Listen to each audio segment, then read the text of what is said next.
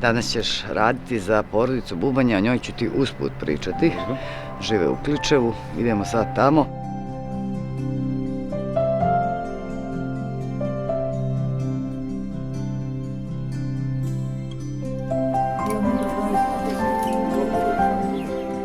Ja ću se potruditi najviše što bude mogao, evo. Danas sam tu. Držat ćemo ti palčeve.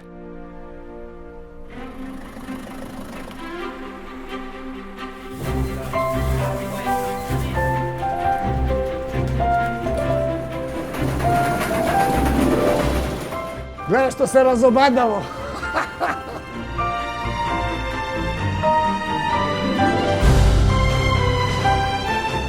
Vidi, ako mi vidi šef da pričam sa mušterijama, ja dobih otkaz.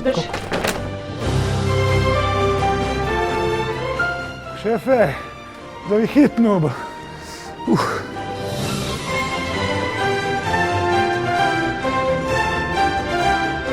Milanka, će ja dobro radim?